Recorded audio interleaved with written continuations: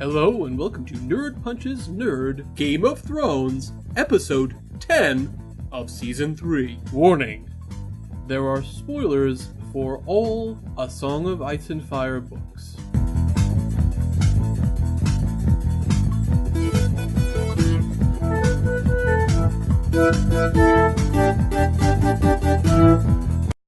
So, as we discuss this final episode, and maybe the final season, if the world ends as predicted, of Game of Thrones, I think I'd like to raise a question, which is the same question I raised last time.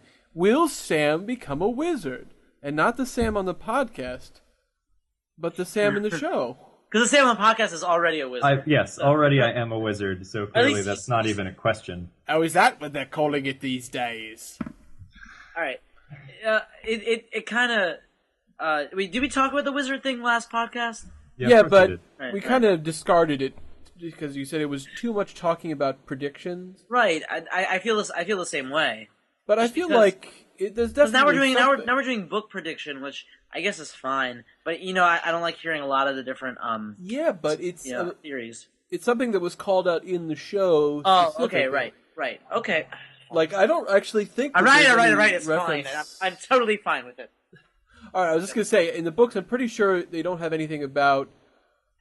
Oh, John, I always wanted to be a wizard, a fat wizard. I always wanted to be a fat wizard. And because, by the way, we've talked about this before. How, like, in the final book, Sam's gonna run across an ancient maester, and his name is gonna be Sir George of Martin. Yeah. I have all these exciting pieces of wizardry for you, Sam.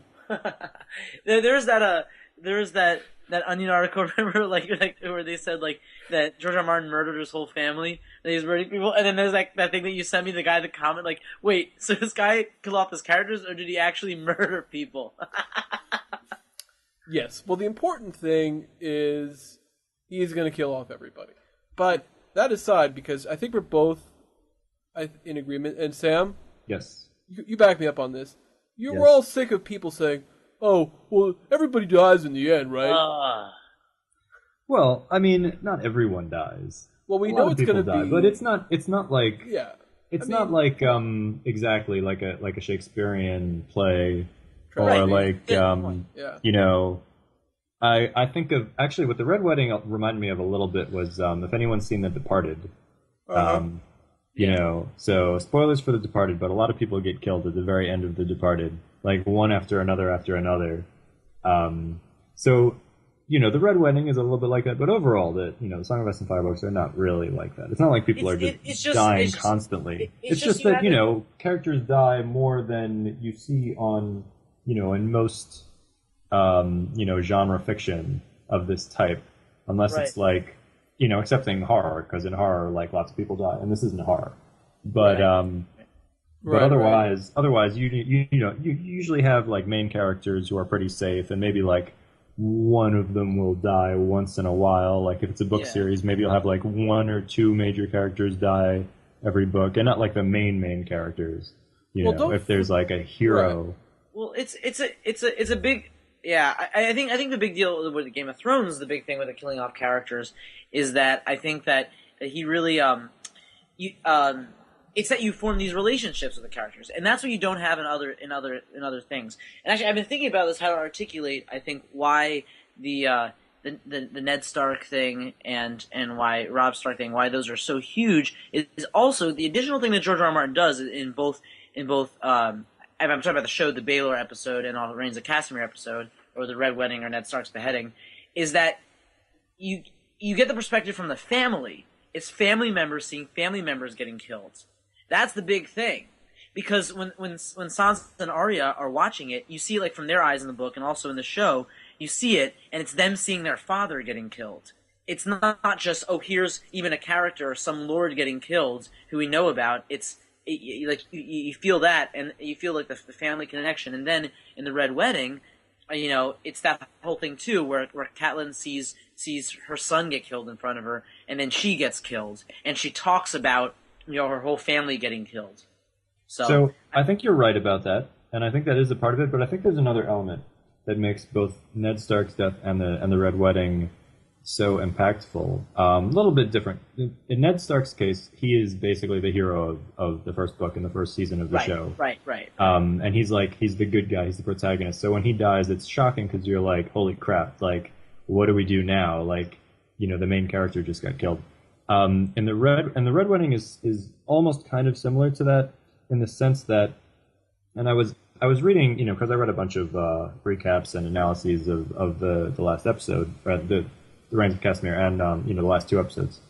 And one of the points that came out that I thought was really interesting is that the Red Wedding was so impactful, not because people loved the characters of Robb and Talisa and Catelyn. In fact, they're some of the less popular major characters, but their deaths, along with the killing of the Stark army, basically end any hope that the Starks can win the war.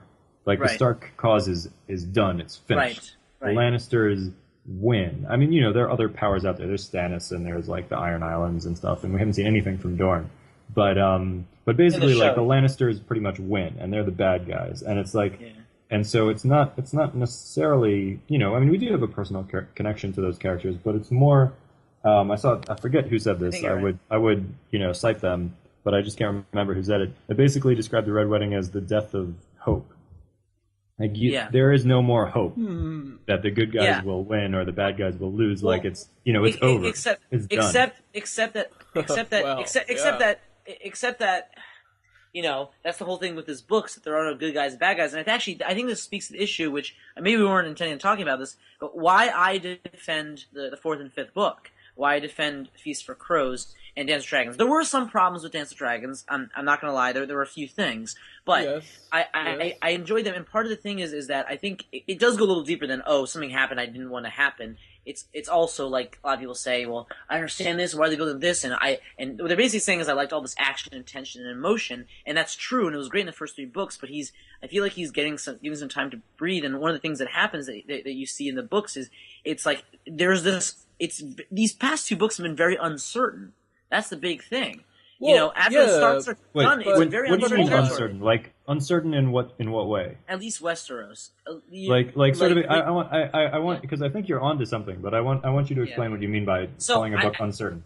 I mean, when especially the way we got invested into the books, it was really through the Starks and seeing that and hoping for them and praying for all that stuff, and then that's also sort of the direction that everything's going in, at least in Westeros, for the most part.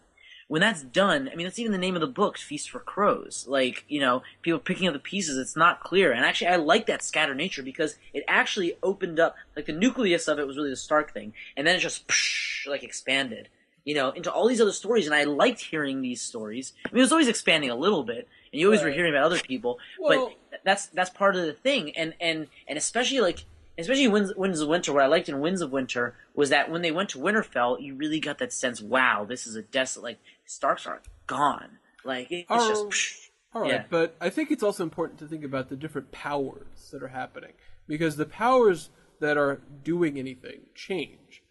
Now, obviously, everyone has the specific plans that they're pursuing and the specific things that they're trying to achieve, but there are some very specific players that are moving things. And those movers affect everything else in magnitudes greater than anything else. For example, well, before Ned died, he was a part of it. His death was one of the big changes because he controlled so much and moved so much. Right. But after he died, there was a bit of a power vacuum in a lot of ways, and that's why the war happened. Now that here we are, I think it's better just to talk about where we are right now and what will happen. So here we are at the end of Season 3. Who are the big players? Stannis is technically a player. He has still a little bit of an army. He obviously has Melisandre behind him. We know that obviously there is the implacable horror of the White Walkers or the others or whatever you want to say from beyond the wall that's coming. There is a little bit of the Mance Raider aspect.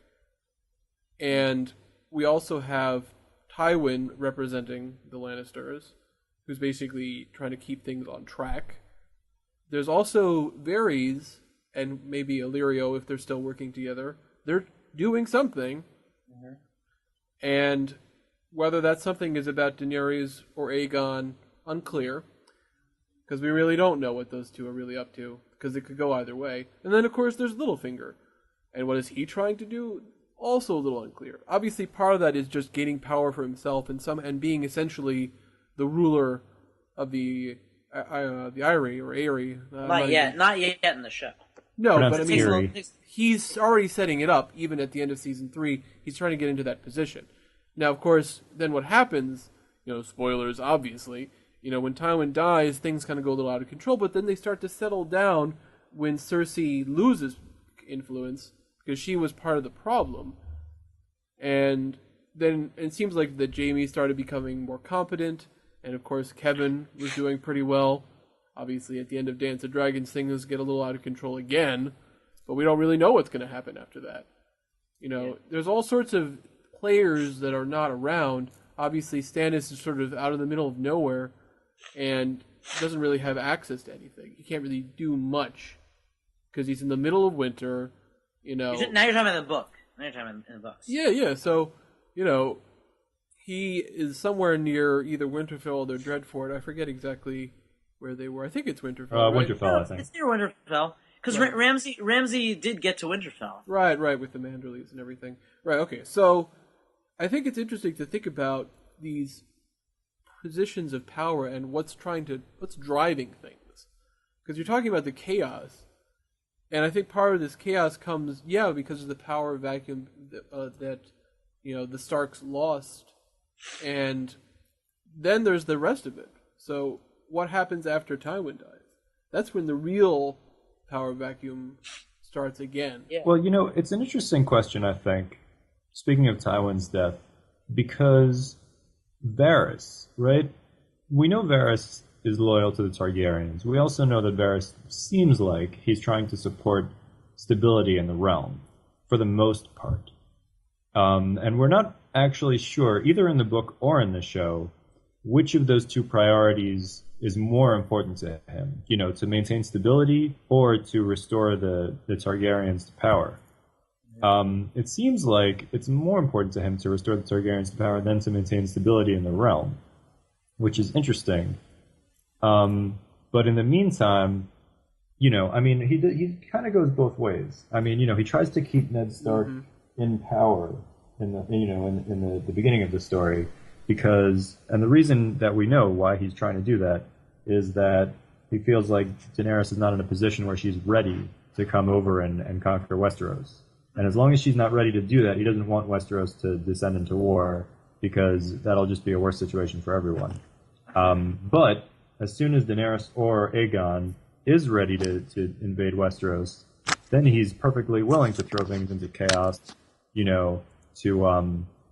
to assassinate Kevin Lannister, right, at the end of Dance of Dragons. Yeah. So the question is, to me, did Varys want Tyrion to kill Tywin, or did he just allow it to happen but he wasn't happy about it? Because for what I recall from the book is that he kind of tries to encourage Tyrion not to do it, and Tyrion just goes ahead and does it anyway. Yeah. So I'm not exactly sure. I'm not exactly sure, what he wants. At that particular moment, it seems like I think he doesn't want Tyrion to kill Tywin. I think he would actually be happy to kill Tywin a little bit later, but the time is not ripe yet. Yeah, I think it was one of the... Yeah. I'm not even sure. Up running away. Doesn't he disappear after Tywin dies? Yeah, well, he disappears, right? But it seems like he's just in hiding, considering he just shows up at the end of that dance. Yeah.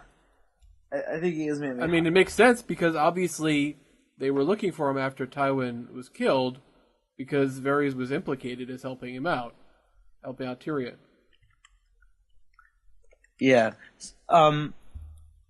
But that actually brings us to an interesting scene in the show, which was entirely invented, which is the scene where Varys is giving diamonds, trying to bribe Shay to leave. Mm-hmm. Now, of course, yes, and I'm glad you brought that up. That's where I wanted to go with it, because the show brings in a new scene. It's not in the books, but it also sort of addresses this question of like, where do Varys' loyalties really lie? You know, he says that he's actually trying to keep things more stable, that Tyrion can actually help the realm, and he wants Tyrion to be in a position to help the realm.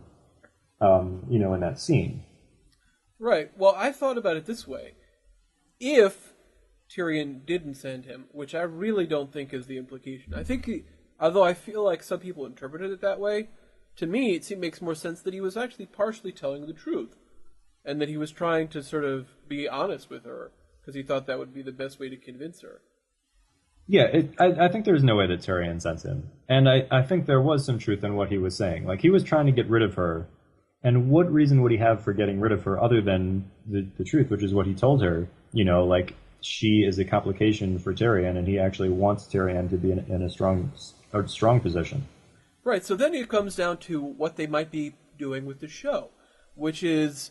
what is he going to do with Shay? Yeah. Yeah. Because here's the thing. We know what happens in the book. But but it's different because Shay's a different character there. She's just more of a generic, oh yes, I like the sex with you, you know. No, there's a little more to her. You still have a little bit, maybe you don't really, really care about Shay, but Shay is at least like you feel Tyrion's feelings towards Shay. You know what I mean? Yeah, but and then when she gets killed, it's a little different. In some ways, I kind of like some of the things the book does better, because in the book, yeah, I do too. You don't actually know for sure if she actually cares about Tyrion or not. Exactly. Right? That's she could be faking the whole thing, you know, and maybe she is just a prostitute, and you don't know. And, you know, people probably have different opinions one way or the other. In the show, they make it explicit. You know, she actually does care about Tyrion. She is in love with him. She wants to stay with him. She wants to run away with him. Which is going to make a betrayal. So that makes her a better character on the show, but it makes her dynamic with Tyrion a little bit less... It makes it less mysterious or less ambiguous, which isn't, you know, somewhat of a, you know, a negative. Well, yeah, but think about the other side, you know, which is the betrayal, assuming they're going to keep it in, because how could they not, of some sort, would be a lot more significant. It seems like they're building up betrayal. Well, yes and no. Tyrion? Yes and no, because you know, the betrayal, I feel like on the show they're building up the betrayal, and it sort of makes her more sympathetic, because we know why like, on the show she's going to betray him because she loved him, and he basically, like, didn't, you know, he wouldn't go along with her. He wouldn't build a life with her. Yeah, but in the books, again, there's this ambiguity. You don't know. That might be the reason she betrays him, or maybe it's because she never gave a fuck about him in the first place. Yeah. Right? And he never really knows. And so he kind of wonders about, you know, and it's kind of a cool ambiguity that they have, which I miss. But like I said, it also, on the show, it makes Shay a better character because you get to see more of her. You get to know who she is instead of her being, you know, this enigma. But why make her, like, why is that not an interesting character? In fact, I always thought that Shay was actually one of the most interesting characters because of that whole thing. That it's like this very sensitive, tender thing with Tyrion, and he doesn't know. And I think you could have had an interesting character, but it's really showing his love more so. The thing is, they show Shay as giving more love. But it was all about Tyrion was giving all this love to Shay, and she was saying all these different things. And I think that could have been an interesting character, this ambiguous woman. It would have been a lot stranger. Like, it's like an uncommon sort of character. But she's not an interesting character in the same way that Melisandre is not an interesting character, because, like, you don't really know what's going on with her. Right. And, so why it's mysterious, but it's not. Or so I mean, what's wrong it might even be interesting to you, but it doesn't make her a good character. There's not much to her because her real innermost deepest thoughts are secret. All right, but I think you guys are kind of missing what I think is a little bit more important here, which is Tyrion's arc, because I think in the show he's a lot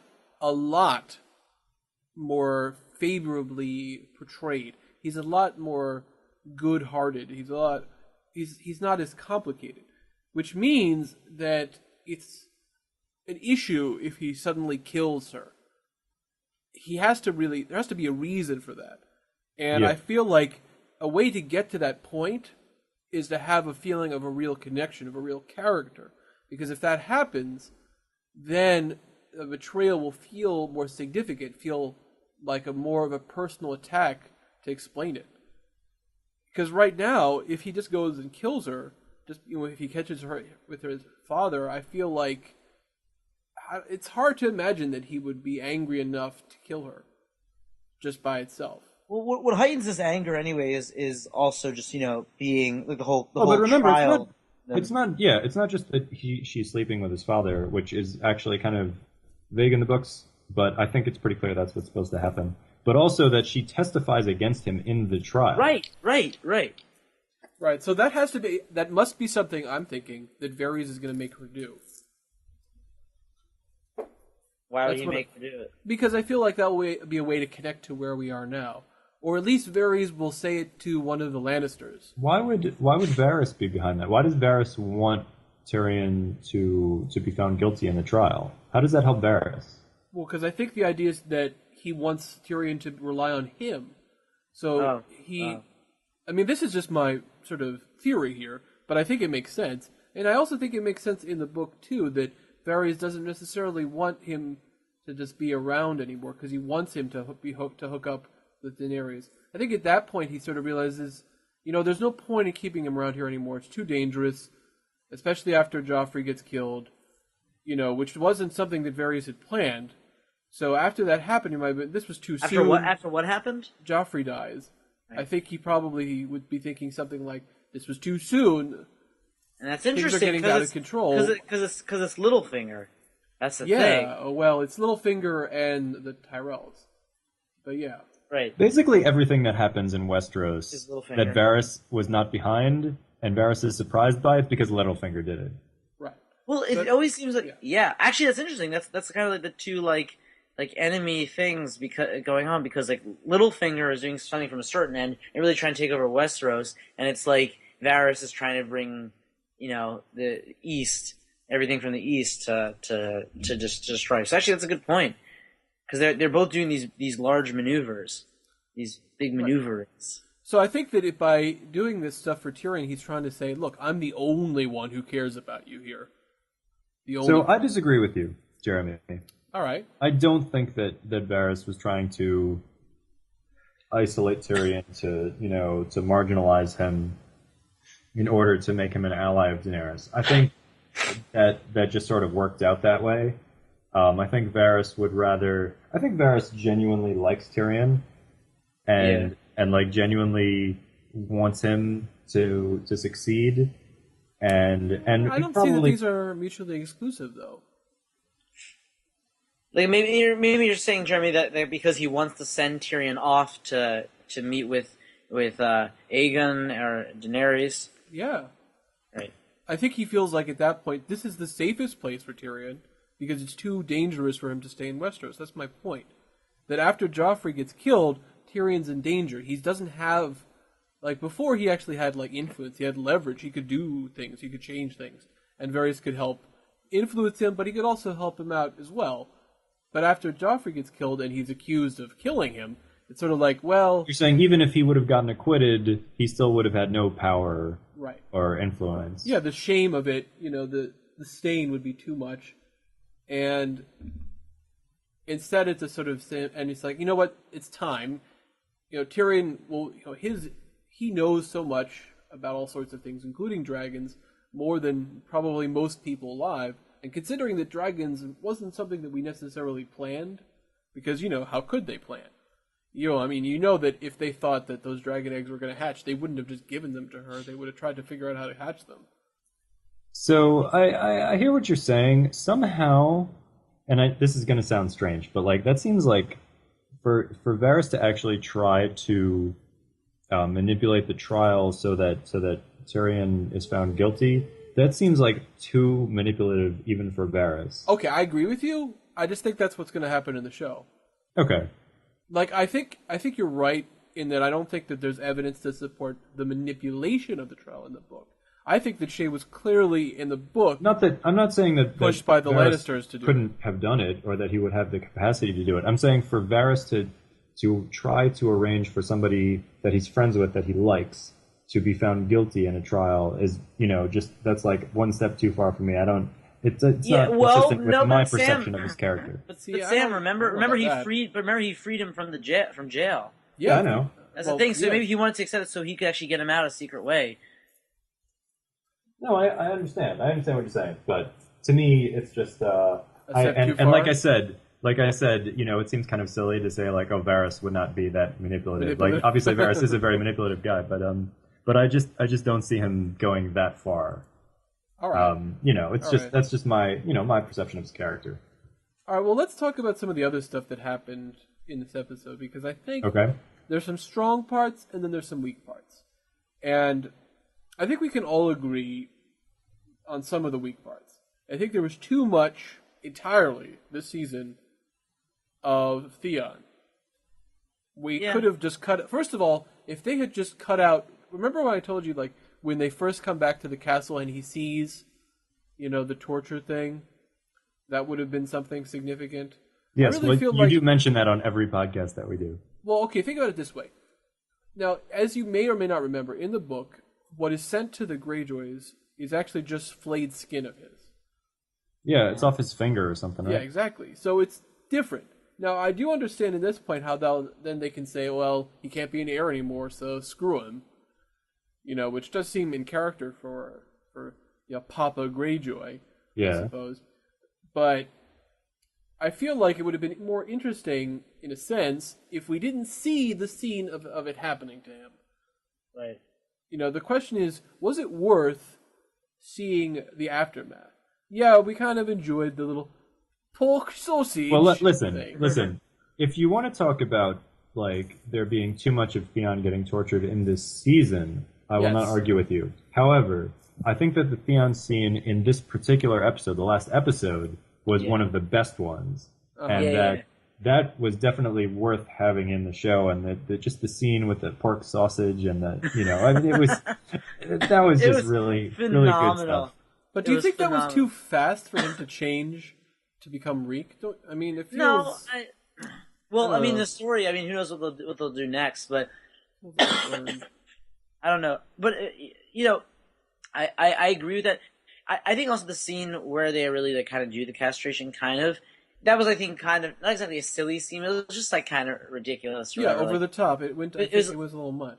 So I think erasing that could have been good, but I also think that the Reek thing didn't have as much significance for non-book readers. Of course. So that's part of my problem with it. It just that it didn't have that kind of resonance. And that's unfortunate because it was a lot more significant in the book, but it was later on. So, I don't know. It's a little disappointing for me. All right. Do you want to talk about things that are disappointing in this episode or in the whole season? Well, let's just talk about this episode first. Okay. So what else? We're so Jewish. Because obviously Listen to us. What's disappointing this week? So what do we say? Right. So disappointing. So clearly, Benjy and I obviously disagree with you on the Theon thing in this episode because we both loved that scene and you didn't like it. What else did you not like from this last episode? Okay. Can I mention things I didn't like too? Can we go around? Yeah. Okay. Yeah, you're gonna turn. Okay, cool. So, now, there are a couple things. So another thing was in that last scene where Jon is rescued by Sam. I feel like it would have been more interesting if instead he just said, "You're home." He could have said, "They're coming." He's like, "We know," and he's like, "No, not them, the wildlings." I feel like that would have added some tension, which was good. Would be good because I don't know why they felt like they had to end it on such a really happy note. Besides, like in the book, of course, they've already attacked on the other side of the wall. So I feel like it's a little. So Jon, with the non-book reader that I watched with, he was making the point that it seemed like it was sort of a plot convenience for him not to warn them in time to make it so that they could actually, do real damage to Castle Black.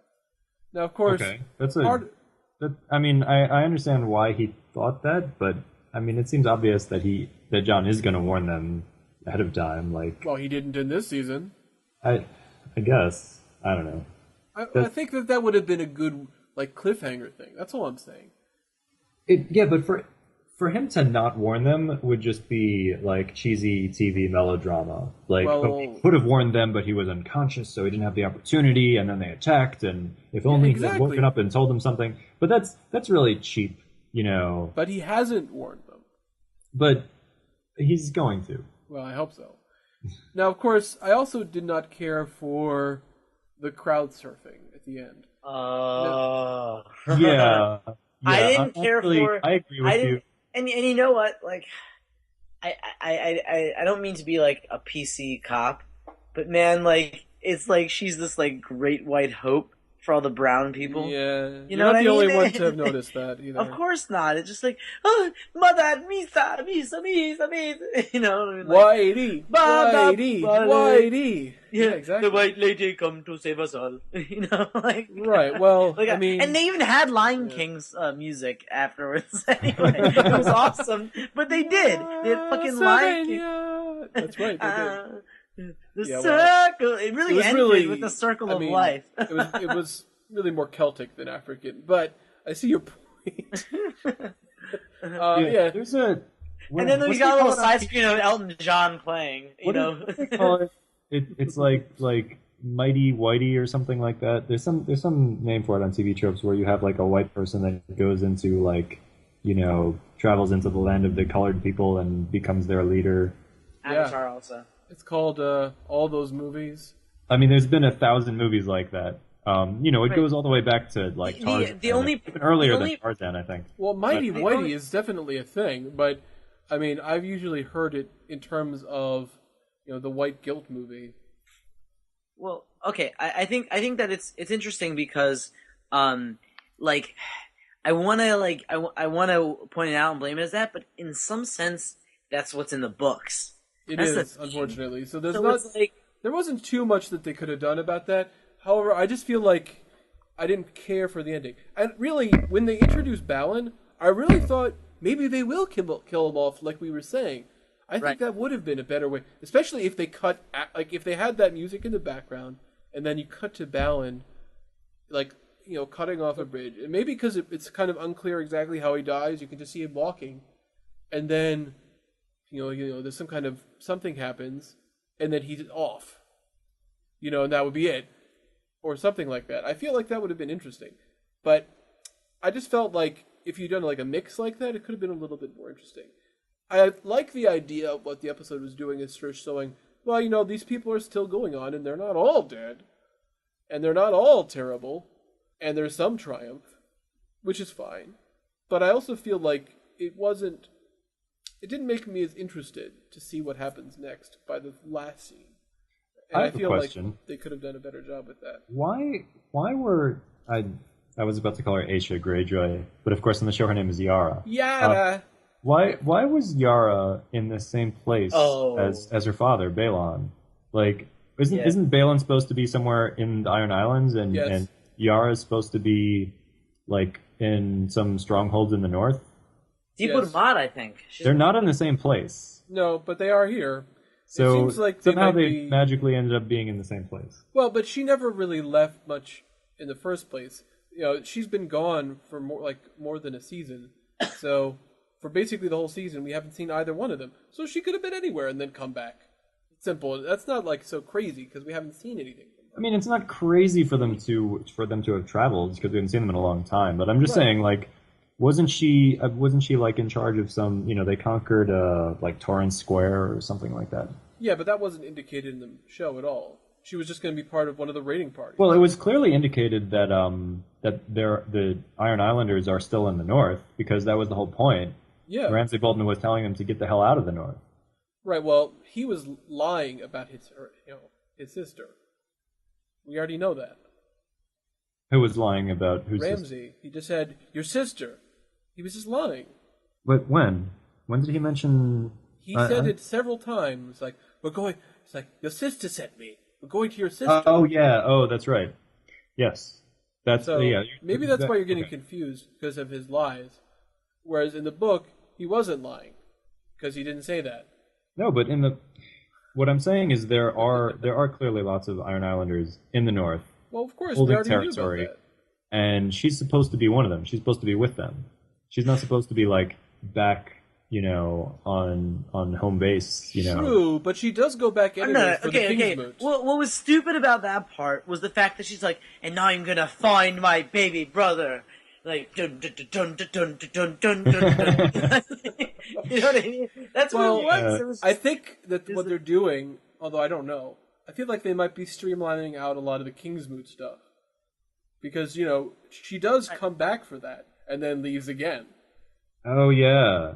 Yeah, but they still have to have the King's Moot. That's what I was saying. The King's Moot was awesome. Balon has to get killed, and Euron has to take over the Greyjoys. But maybe they'll do that while she's not there. Yeah, she might not be there. That's what I'm thinking. And instead of having her leave and then come back and then leave again, they just have her leave once. Now, I think that's why they did it like that. That's my guess anyway. I mean, it's definitely true that... I think you're right, but it's also going to be kind of strange that she's not there. Well, maybe she'll hear about it in a letter and want to go back, but have to make a decision. Do I go to try to rescue Theon or go back for the King's Moot and lose it when she hears her father's dead? I feel like maybe something can happen with that and give her a little bit of pathos. You know what I mean? I feel like you could have something there. Obviously it would be really cool to see Asha just fuck up Ramsay. That would be a cool scene, like a standoff. And actually, that could, I guess, happen in the books. Well, we don't really know what's going to happen with that. Well, yeah, that's way, way in the future. I mean, both of them are still around at the end of the books. Right. And Stannis seems to be saying that he's going to kill, Yarosha, but we really don't know what's going to happen.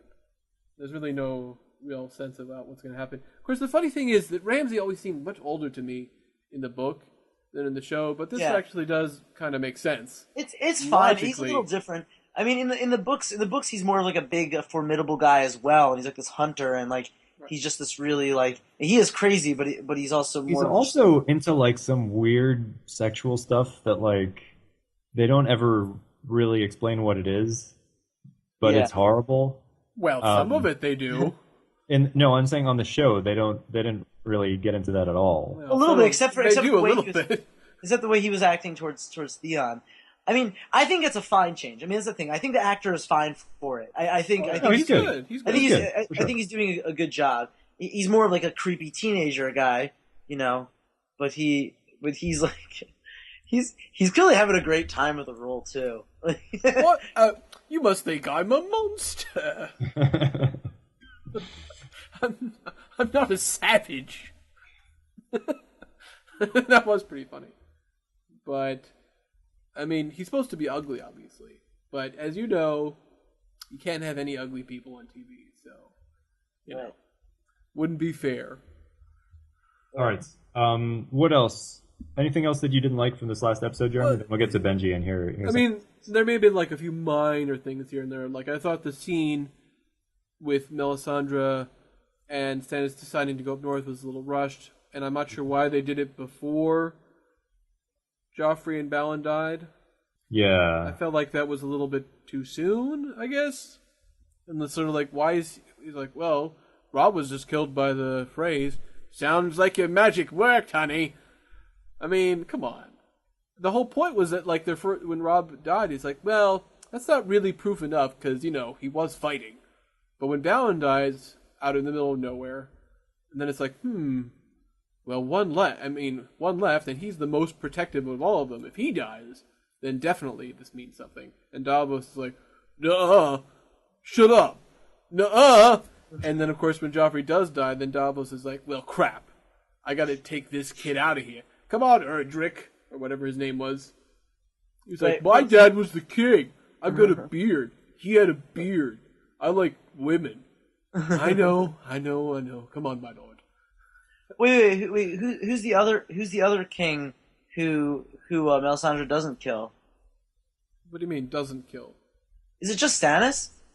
Is Stannis the last one left? If you don't count Daenerys, Aegon, or the king beyond the wall. No, but I'm saying Melisandre's victims. Well, yeah, it's all the so-called usurpers. The people who don't deserve it. Yeah, well, that's the thing. There's this thing called the War of the Five Kings, but there were never actually five kings at the same time. Right. Well, that's true. Yeah, it's a little bit of a misnomer. Well, don't forget it's because of all the different kingdoms, and that's why it gets kind of confusing. Because there were so many... Renly, I think Renly was one of the 5 kings, right? Yeah, so that's... Except that when Renly was before... Like, Renly gets killed before Balon Greyjoy declares himself a king or something like that. Like, they're not actually... Sorry. Is that not right? Disagree. No, those were the 5 kings. Renly, Stannis, Joffrey, Robb, and Balon Greyjoy were all kings. Obviously, 2 of them were saying that they were the Iron Throne kings. Robb Stark says, I'm just king of the North. Balon said, I'm king of the Iron Islands. But Renly and Balon had very little overlap in terms of the period when they had declared themselves kings. No, it was extremely close because it happened right after Robert died. Yeah. So I would actually say there was almost exclusively overlap. No, because Balon does not declare himself king until book 2. Until later, until book 2. But that's right after Robert dies. No, it's not right after Robert. All right, okay. I will Robert say dies Robb halfway through the first book. Robb does come first. That is true, but not Renly. Renly doesn't really start doing it until the beginning of book 2. Well, in any case, Renly dies pretty quick, so true. There aren't really 5 kings for all that long. We should true. We should move on because we're heading up into an hour right now. So not quite, but yeah. All right. So Sam, then, do you want to go or should I go? Okay. Why don't you talk about? Go ahead. I wanted to. I think I said the main things. I mean, there was the Asha or Yara going off with that music, and then there was the Daenerys thing with the music. But I mean, I really think that like that whole thing,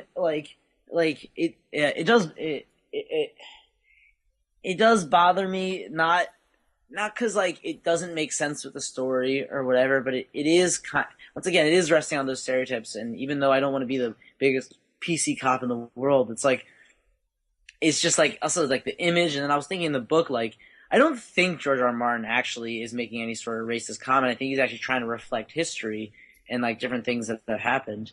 Well, he also says like that there are different races in the group, but he does, it's easy to get into that position though, because there aren't really, other than Dorne, everyone's kind of white in Westeros, right? And yeah, and I have a feeling that when they cast the Dornish, they're also going to be kind of white. They better not be. I mean, I hope not, but it's well, I don't know. Do you consider people from Spain white? Well, they are. I mean, they're supposed to be like. Remember, there are like 3 different kinds of Dorns. There's the sandy and the salty, and the other one that I forget the name of. Stony, I think.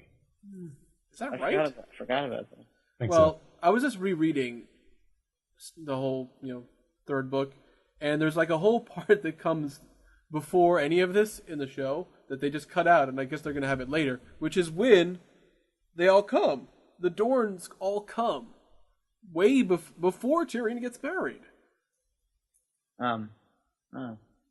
Before, and that's all before the Red Wedding too. Yeah, I know, it's weird, right? The Dornish come before the Red Wedding? I know, right? I guess they do, but it doesn't really matter because the truth is they don't do anything at all. What's the reason they come? What do they say the reason is? Well, because the Tyrells are there. And because he wants justice, essentially. What do the Tyrells have to do with anything?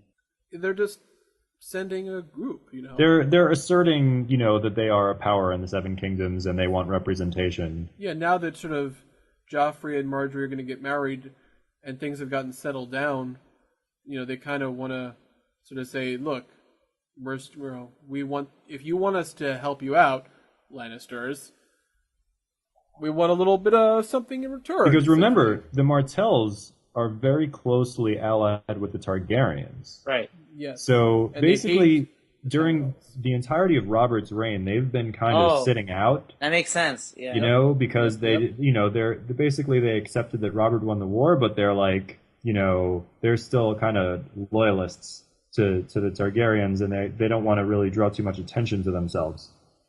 Right. But now that like the Tyrells are making a move, and the Tyrells are their big rivals, now they're coming out and saying, hey, we're still important in the 7 Kingdoms. We're one of the major provinces and one of the major families, and we're going to get what's ours, including justice, right?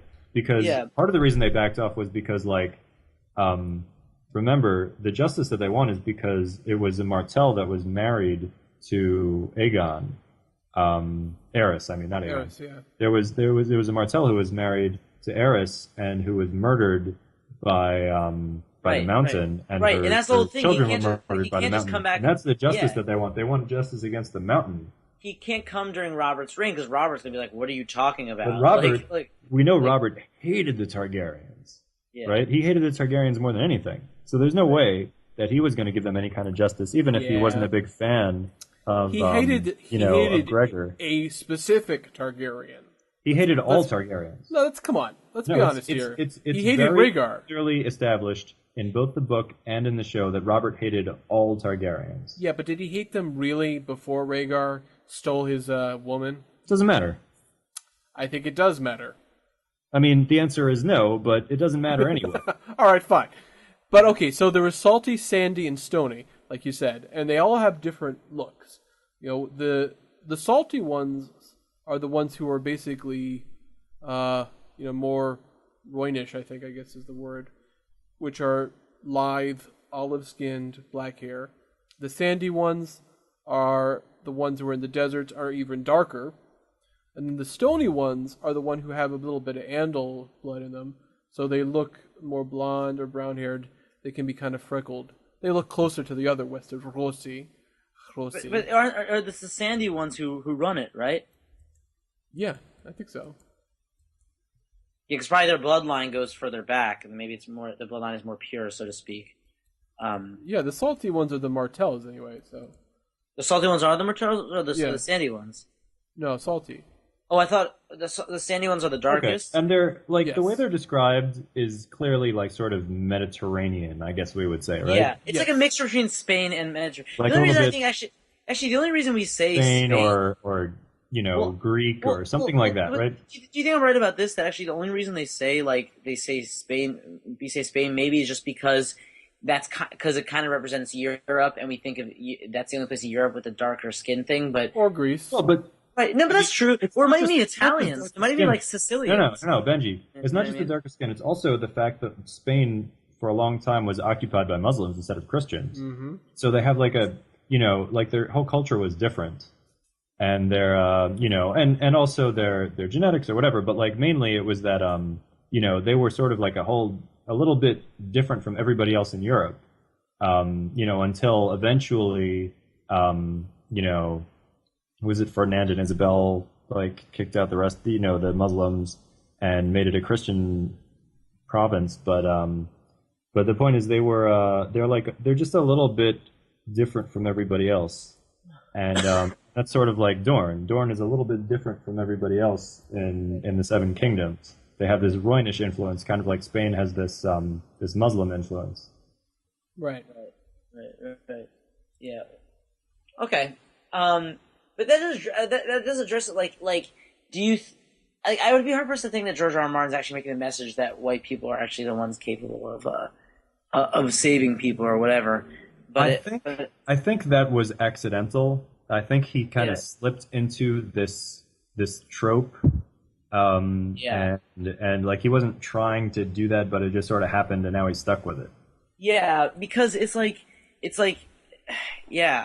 because he is saving, like he's going to the other place where everyone gives slaves and all that, and you could have the whole thing where like, because it does reflect real life in a certain sense of just what different traditions were going on at the time in different places, but the fact that she's like saving them, that's her Westerosi values. The story doesn't end here, right? She's gonna go conquer Meereen, and actually try to rule Meereen, and kind of botch it a little bit, like not do a really good job. A little bit. Sorry. Okay, so I'm understating the case. Well, she's helped on the. There's she a lot screws it up pretty badly going against her too. And so it kind of demonstrates like she's not like the white person who like comes in and conquers the brown people and rules them and is the benevolent leader who leads them to the path of righteousness or whatever. She kind of fucks it up. And it's true. And like that's also one of the best things about her character is that like she tries to be a good ruler and she kind of doesn't. She can't do it right. She has these setbacks. Where like her hero's journey or whatever, like the path of destiny that's laid out before her kind of gets derailed a little bit. It's true. It's true. Which I think is awesome. And it also shows that's where he finally started like fighting against this little like white person leads the brown people kind of stereotype, because I think where it's going is that she's going to decide to get the hell out of Marine, leave Marine to the Miranese, and go where she really should go, which is Westeros, which is where she belongs, right? And that's the whole thing. That's interesting because she always has to pull back to sort of reclaim it all, So it's kind of like her finding herself, so to speak, because she did think for a little bit that she's part of like the other people or whatever, but she's not. That's like a racial message. Well, no, she is, because she's like totally Dothraki, right? Like she's fully adopted into the Dothraki culture, right?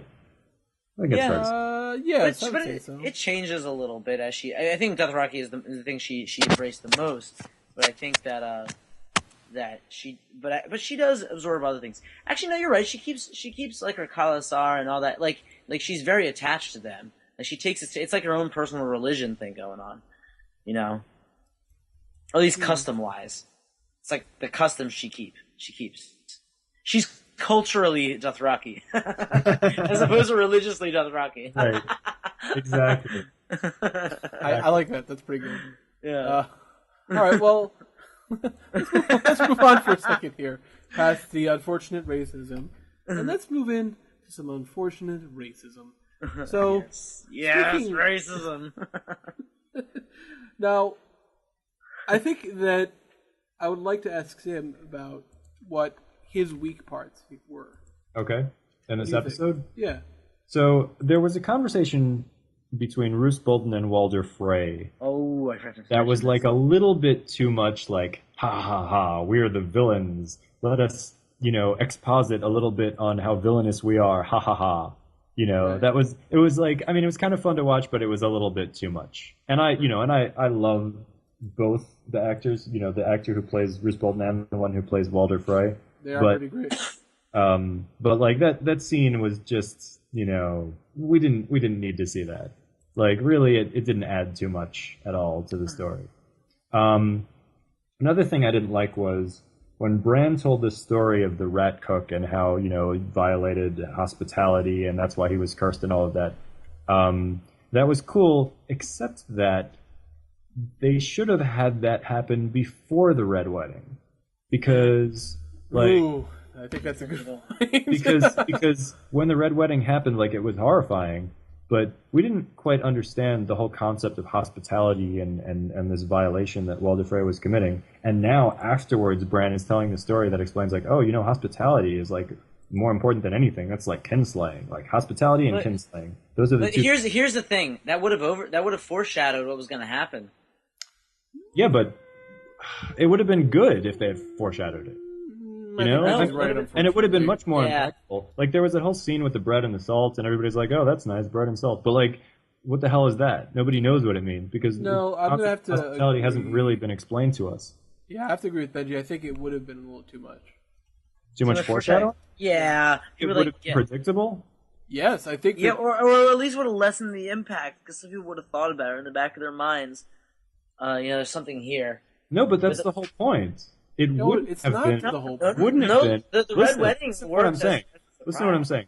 If he had told that story beforehand and explained how hospitality is so important, then when people had gone to when they went to the Red Wedding and they did the thing with the bread and the salt, everyone would have been relieved, because they would have said, oh, well, they did the bread and the salt, and that's the hospitality ritual, and now they're safe.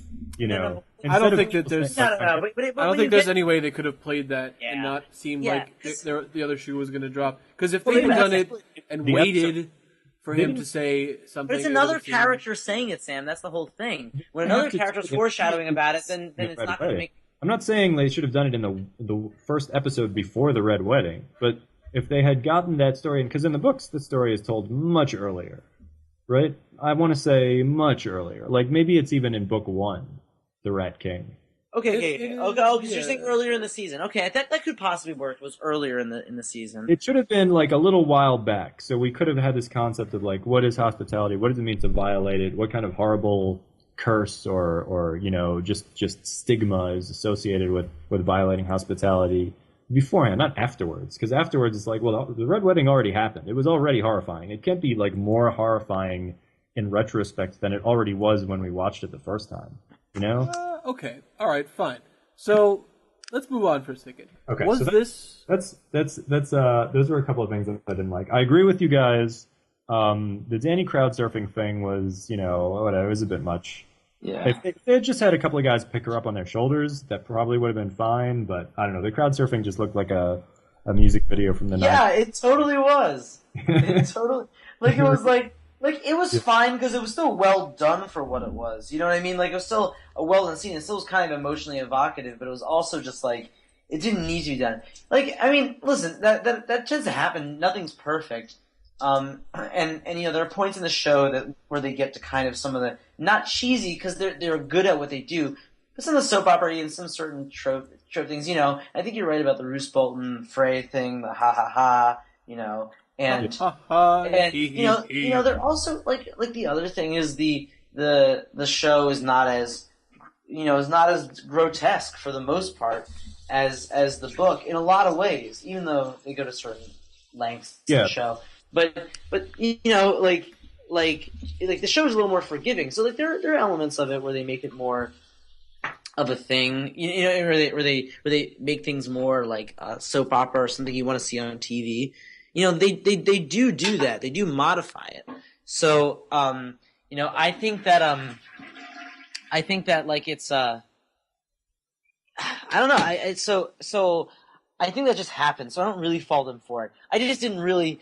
I didn't really like the scene so much for that reason, just because I actually kept thinking of the whole black-white thing. That's the real main thing. All right, well, let's move on. Actually, no, hold on. I've got two more things that I didn't like about this episode, and one of them actually kind of leads into that black and white thing. Because one of the things I didn't like, I agree with you about the stuff with Stannis and what's his name being rushed, Stannis and Melisandre and Sir Davos. But another thing I didn't like is Tyrion.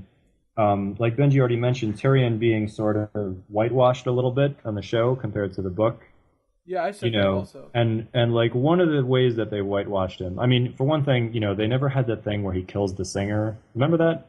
I do, because I just reread the book. Yeah, so there's a thing where he murders a singer for writing an unflattering song about him in the book, and in the show they don't do that because I guess it would be like a little bit Tyrion. No, that wasn't why. It was because he was really hitting on Shay, and she seemed to be kind of falling for it. Yeah, that was also true. You've read the books more recently than I did. I'm telling you, anyway, that's what it was. There's other things that Tyrion does that are kind of brutal. He tries. No, but see, you're getting or whatever. There's more to it. That story in this episode where he actually objects to the Red Wedding, and he's like, "What? How could you do that?" And in the book, I really don't remember him objecting to it in the same way. I kind of feel like he basically just kind of shrugged and said, "Well, he got what he deserved, and it's good for us, right?" Well, but what he said about Sansa was the same thing, which is you really expect her to be so happy after that's true. That's basically exactly like happened in the books. But I'm just saying, like, I'm not happy about the way that they kind of took some of the moral ambiguity away from Tyrion and some of the bad things that he does. Well, and in the show, he doesn't have moral ambiguity. He's just a good guy in the show. Yeah, exactly. I mean, that's what a lot of it is. Well, they could have. The thing is, the way the singer thing worked actually worked as sort of a going down a darker path, because he basically tries to make the singer stop. He tries to bribe him, essentially, and the singer basically makes it too difficult and is asking too much, so he has him killed. He basically tries. Bronn immediately offers yeah, I'll kill him. And at first Tyrion tries to say, listen, I'll figure something out, but he doesn't. So it's just one of those things where you could be showing, well, sometimes even people who are decent are victims, can just fall victims of circumstances. Right. In a certain sense. Right. But even back in the second book or the second season of the show or whatever, there are things that Tyrion does that are kind of ruthless. And, you know, we still kind of look at him as a hero because he has the good grace to feel bad about it, right? But he does things that are kind of ruthless, and on the show, you don't really get that so much. Yeah. So that's disappointing for me, and that kind of goes along with his reaction to the Red Wedding, where he's horrified by the Red Wedding on the show, you know, and he's like the one Lannister who thinks like we shouldn't have done that, but in the book, you know, he wasn't. Let's stop complaining for a little while here, and let's talk about some other complaining. All right, well... I told you, we're Jews! And I didn't like how they did this in the specific instance. All right, please. So, was this Hodor's finest hour? That's pretty good. And I mean that literally, finest hour. Because he had the Hodor down the well, he had the... You know, when Sam says, of course I've heard of Hodor, and Hodor, you know. I think that the guy who plays him is doing a pretty good job. I think it's a close match between this episode and the one where you get to see him naked and you see his little Hodor. Oh. His little Hodor. You know that was a prosthetic, actually. Huh? That was a prosthetic. Was it really? Yeah, because they made it gigantic. Yes, they did. I actually don't even remember it being gigantic. It was I remember being slightly disappointed because it was supposed to be gigantic, and it didn't look gigantic to me. But it's been a while since I watched it. No, it's been a couple of years, so maybe I'm remembering wrong. But I just remember on the book the way they described it as being like, you know, because isn't that when Osha says, "Oh, he must be part giant," right? Yeah, and he does it, and she does in the show also. Yeah, I don't know. I just didn't remember it being like quite. You were dissatisfied with the length of his cock, is what you're saying. I guess so. That is exactly what I'm saying. Wow, well done, Sam. Well done. All right, so let's move on here. I think that there are things that I did like a lot. I thought the scene with all the Lannister stuff was very well done. You know, where Joffrey's like, my father was the one who did everything while you were hiding like a little baby. Like, and then, of course, he had that look on his face like, okay, don't back down. Don't back down. Don't back down. It's time for you to take a nap. The king. I don't need to take a nap. The king would like a lollipop. Well, I agree with you. I just have my issue with it is that they're building up this conflict between Joffrey and Tywin. And all the show watchers who haven't read the books are like, oh man, this is going to be awesome. Joffrey and Tywin, they're going to go head to head. Somebody's going to get killed. But like us book readers know that like that's not actually going to go anywhere. You know, it's going to build up to nothing because Joffrey's going to get killed, and that's the end of it. So I kind of feel like, you know, it's sort of like this false tension that they're building because it isn't going to go anywhere. I don't think they might make it go somewhere.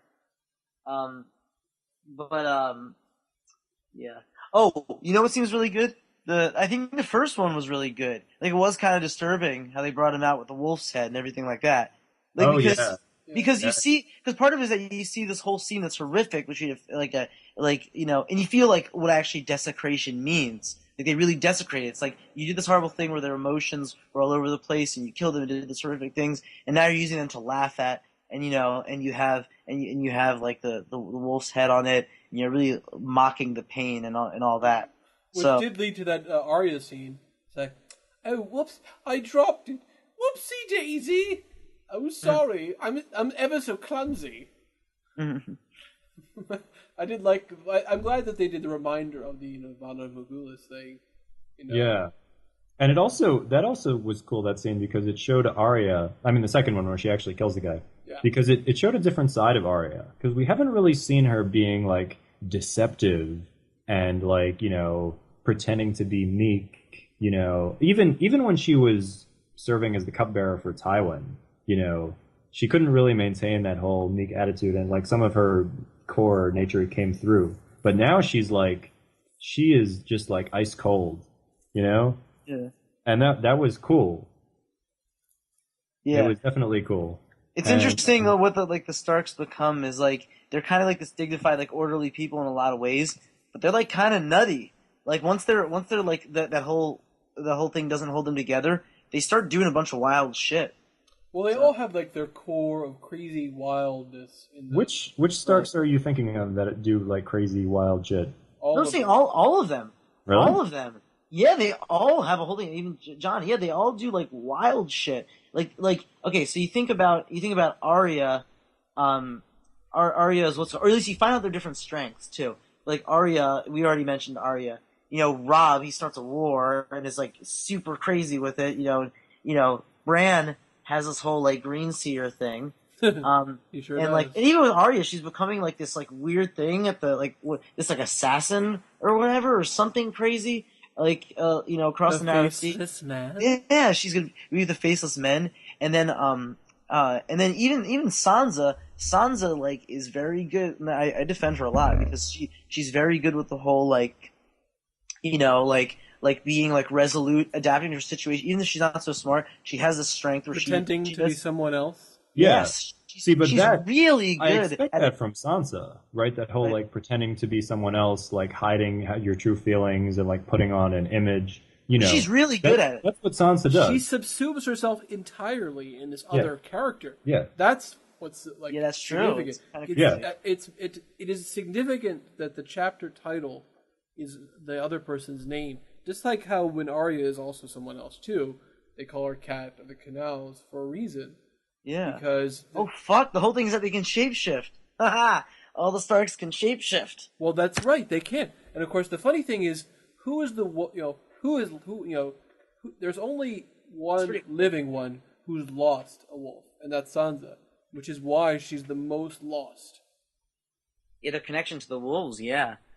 Right, Arya and is the whole thing. Why Arya is the most wild because. Oh fuck! That's so cool. Well, technically, Rickon is the most wild. Well, he's the most bestial. He's. I think. What's the difference? I'm saying I don't mean wild in an animalistic way. I mean wild as in like out of control. I would argue that Sansa is the most lost because her wolf is dead, and Arya is the second most lost because her wolf is separated from her. Has run away. I wouldn't use the word wild, but I would say like Arya is also she's kind of lost. But she still has a connection to Nymeria. Right. But she's not in the same way. I mean, Bran, physically, geographically, is like in the middle of nowhere. But like, in terms of his identity, he's not lost at all. He knows exactly who he is and where he's supposed to be, right? Because he's for the most part.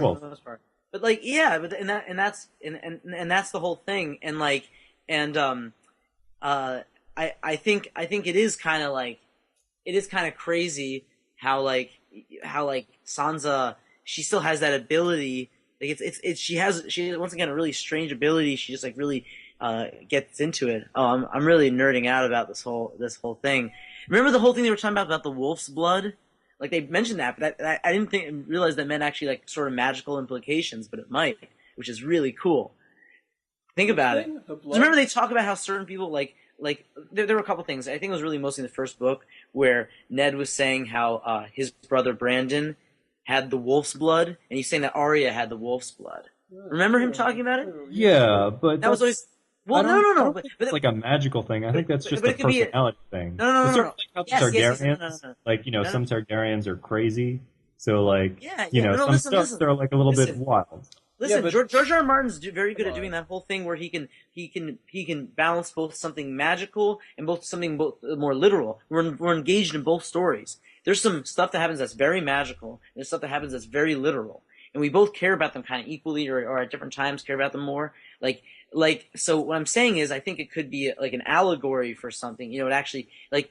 Without, even though people think when they say wolf's blood, they think they're trying to personality, that sort of might be foreshadowing perhaps something where you actually learn about their connection to the wolves, like whatever that means, like that's the thing. So I don't know. Mm-hmm. I think I have a point. I don't think I'm totally out there. I don't know what connection did Brandon Stark or Lyanna Stark, who was the other one with the wolf's blood, right? What connection do they have to wolves? We don't know because they're dead.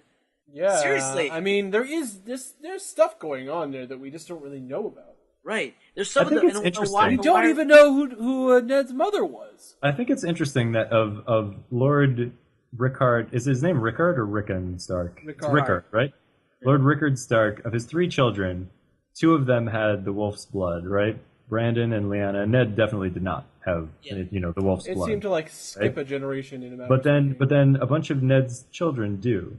Or certainly at least Arya does. And Bran, I guess you would say. Well, I don't know. I mean, it depends on what you mean by wolf's blood. Like, if you mean that wild trait where they just can't conform to the norms of society and are just aggressive and violent, then pretty much it's mainly just Arya.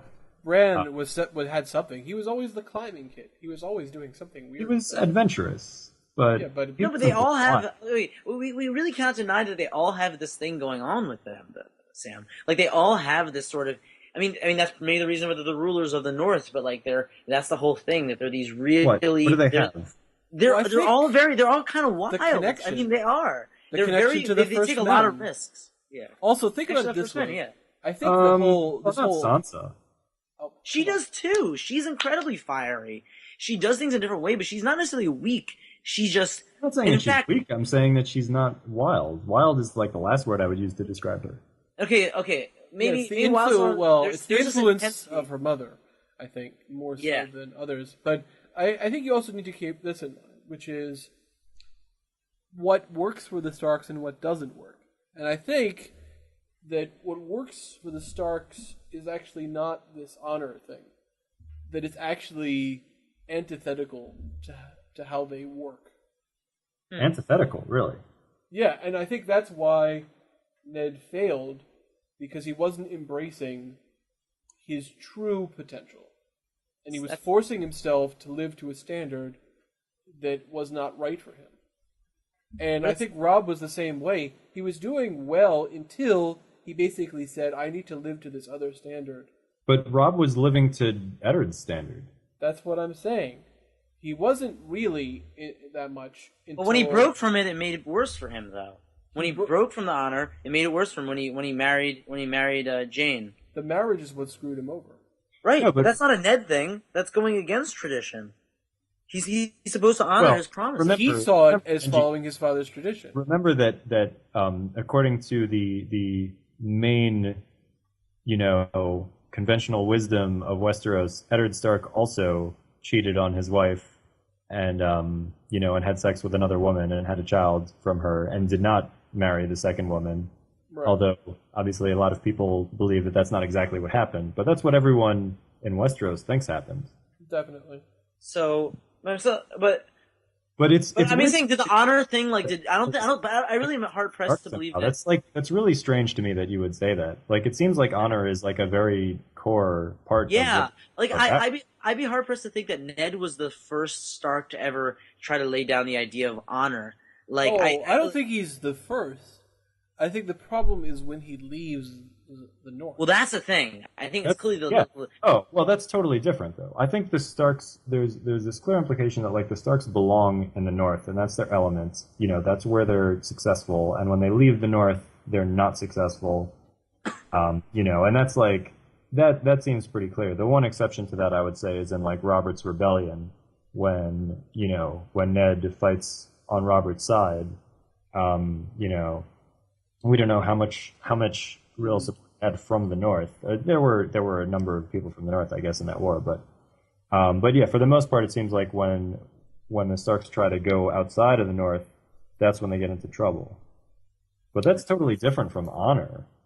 That's a different thing. Okay, well, let's just see if we have anything else to say about this episode, because I feel like we're already getting to a good point of finishing for this podcast, but we could probably have another one doing kind of a season retrospective where we talk about the whole thing. Okay, yeah, we could do another podcast and talk about the whole season. If we're just going to wrap up this episode, I want to say that I thought it was really cool how Jaime and Cersei were able to have this touching moment when Jaime finally comes back and she sees him, and then she sees his hand, and they it's really weird because, and I feel like, and this is something else that I was reading in one of the recaps, I don't remember which one, saying it's this weird feeling because you're happy for them, but then you remember that it's gross because they're brother and sister, but You know, it's like really weird and mixed and like complicated, but like kind of cool. Yeah, I know that's one of the things that's amazing about these characters. And also like because Cersei is like so vile, and but she's sympathetic. Like she was talking about the fact that like if not for her children, she would have killed herself because she's so miserable, and like her children are the only thing she cares about, even Joffrey. And so she's even as horrible a person as she is, she also has become sort of sympathetic to the point where like we're happy that she's reunited with her brother lover. Yeah. Like it's so weird, but it's cool. Well, it copies how the books are. I think the show does do that well, where you see the complexity of the characters in a certain sense. Not now, Tyrion isn't as we said, isn't portrayed as badly as sometimes he is in the book, but in a lot of ways we do see the dichotomy of characters. So. Right. Definitely seeing the complexity from Cersei for sure, right. And from Jaime. Because they retained all of the complexity that Jaime has. Okay, right. Well, I feel like we did a good coverage here. I think it sounds like what we're saying is we liked a lot of the episode, but we also had some problems with a couple points, especially that last scene. What's that? We never talked about Jon and Ygritte or Ygritte or. Well, we did a little bit. I mean, I talked about how I didn't quite like the very ending, and we didn't really talk that much about Bran and Sam either. But I thought those were perfectly serviceable, and I like the Hodor part. Obviously, we talked about the Bran speech. The Sam thing was fine. I mean, it seemed a little coincidental, but whatever. It doesn't really seem too weird to me. The very ending I thought was a little cheesy, but I already said that. Yeah. I mean, I don't know what you guys think about that. No, I agree with you. I'm just sorry that we didn't talk about Ygritte because she's one of my favorite characters, and I love talking about her at every opportunity. Well, we thought that maybe she would die in this episode. But we thought so, but I guess they wanted to keep her around a little bit longer. So thanks for that. Well, there you go. I guess they will. They heard you, Sam. And I was happy that she shot. I mean, like yeah, that was good. That sounds like it really worked. She was. I know you're not gonna hurt me. Pissed off. Yeah, exactly. He's like, I know you're not gonna shoot me, and then she shoots him. She said, "You know nothing." Yeah. That line. Yeah. Saith what? All right. So let's sign off for now, and we'll reconvene later. Talk about the season as a whole. Maybe we can try to get John on at some point to discuss things from what I think a lot of people are calling the unsullied perspective. Yes. I don't know if you've heard that, Ben. I like it. A lot of people have been calling the non-book readers, the unsullied. I love it. That's amazing. I know, it's pretty great. All right, so we'll see what we can do, and I think that's all for now, right? All right, nerd you later. Nerd you later.